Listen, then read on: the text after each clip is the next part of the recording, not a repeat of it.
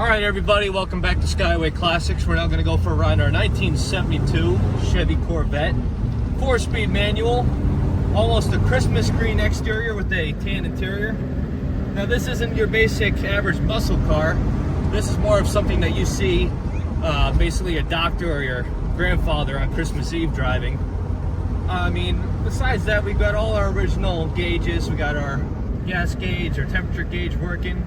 Power steering, brakes we'll test for you right now.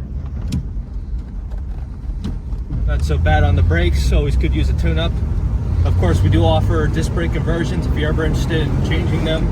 Factory AC with the factory compressor. Actually, this car is more of a, what's the word I'm looking for? More of a time capsule. As you can see, it's not really touched. I do like, however, the tilt steering function of this car. It's more of just like an old classic ride. You can drive it up the road, it's fine. Yeah, a little bit of a cruiser here.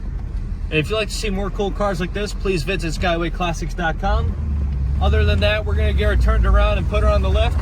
Stay tuned to see the underneath.